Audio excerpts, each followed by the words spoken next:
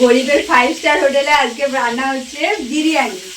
তো বিরিয়ানি দেখো পুরো আলু সেদ্ধ করে ভেজে রেখে দিয়েছি, এখানে পেঁয়াজ রেডি, ডিম সেদ্ধ ভাজা করে রেডি আছে, আর এদিকে আছে বিরিয়ানির চাল পর্যন্ত রেডি করা আছে।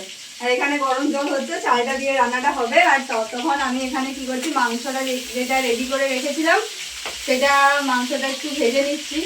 তো তোমরা কে কে বিরিয়ানি খেতে ভালোবাসো অবশ্যই কমেন্ট করবে। আমি অবশ্য ভীষণ কিছু ভালোবাসি না, তবে বাড়ির বিরিয়ানিটা খেতে ভালো লাগে, সেই জন্য বানাচ্ছি। তো আমি একা নয়, আমার বান্ধবীও সাথে আছে, কারণ ও ক্যামেরাটা ধরছে তাই ওকে আমি দেখাতে পারছি না। তো অবশ্যই কমেন্ট করে জানাবে যে কার কার বিরিয়ানি খেতে ভালো লাগে। আর মাংসের পিসগুলো ঠিক আছে নাকি তোমাদেরকে একটু দেখিয়ে দিই।